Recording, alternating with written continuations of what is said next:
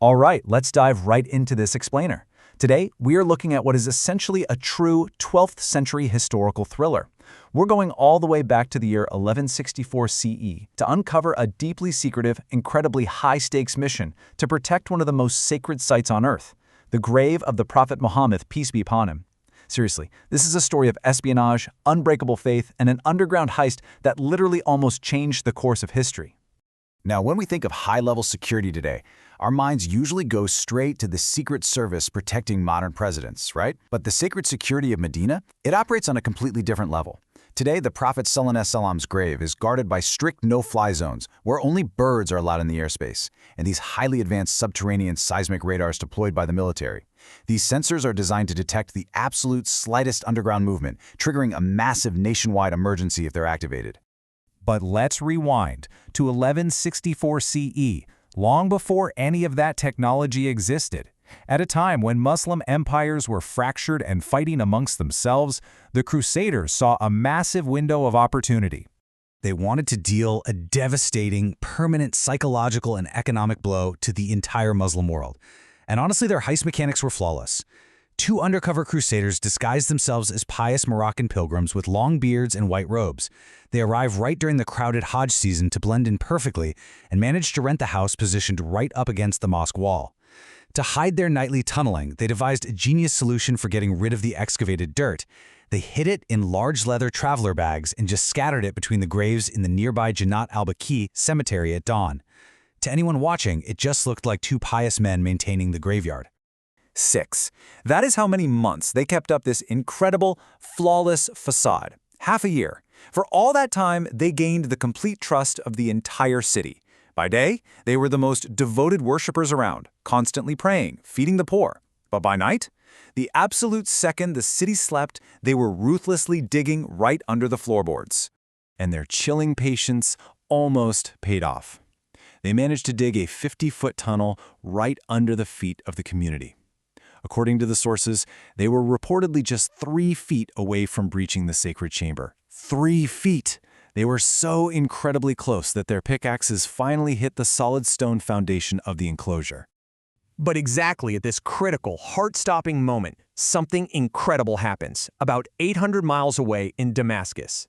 Sultan Nur-ad-Din Zengi, one of the most powerful rulers of his time and actually the mentor to Saladin, was violently woken from his sleep. After praying his nightly tahajjud prayers, he received this haunting message in a dream from the Prophet ﷺ. In the dream, the Prophet pointed directly to 2 men with light reddish skin and blue eyes and pleaded with the Sultan, using his first name, Mahmud, asking to be rescued from these 2 specific men. Naturally, the Sultan woke up trembling. He tried to brush it off as just a bizarre dream, performed his ablutions, prayed, and went back to sleep. But the exact same terrifying dream repeated. Not twice, but 3 times in one single night. By the 3rd time, he knew for sure this was no ordinary dream. This was an urgent command. He instantly summoned his most trusted vizier, Jamaluddin, and mobilized a highly secretive rescue mission before the sun even rose.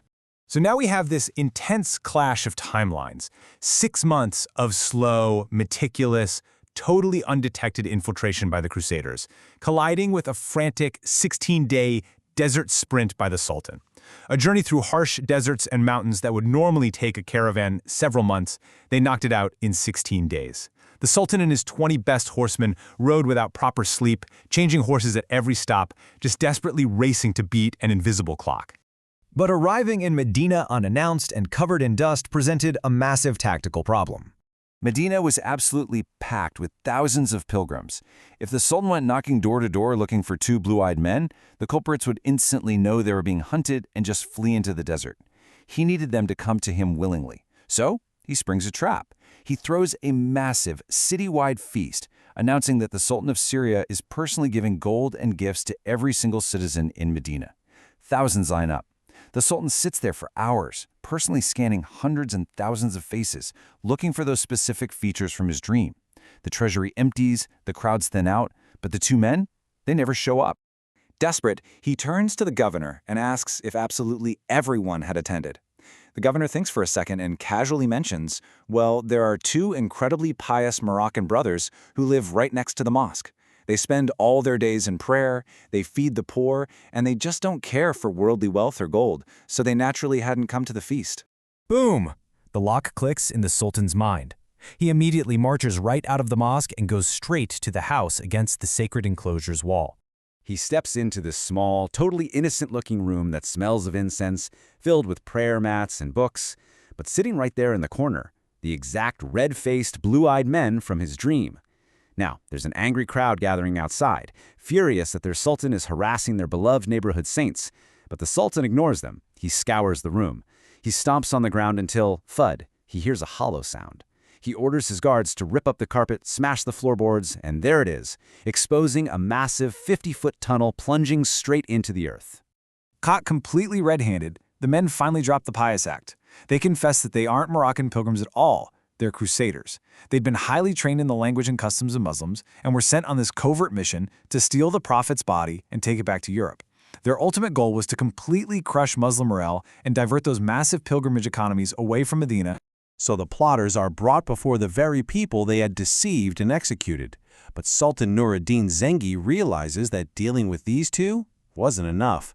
He needed a masterstroke to ensure a heist like this could never, ever happen again.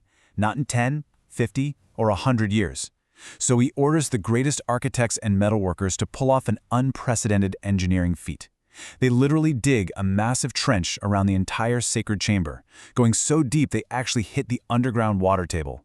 Then they pour literal tons of molten lead mixed with heavy stones right into the trench, allowing it to cool into this solid, unbreakable subterranean metal shield. 900. Let that sink in. For over 900 years, that molten lead barrier has stood solid beneath the ground of Medina. It has successfully protected the grave from any further underground incursions to this very day, acting as an impenetrable fortress hidden right beneath the earth.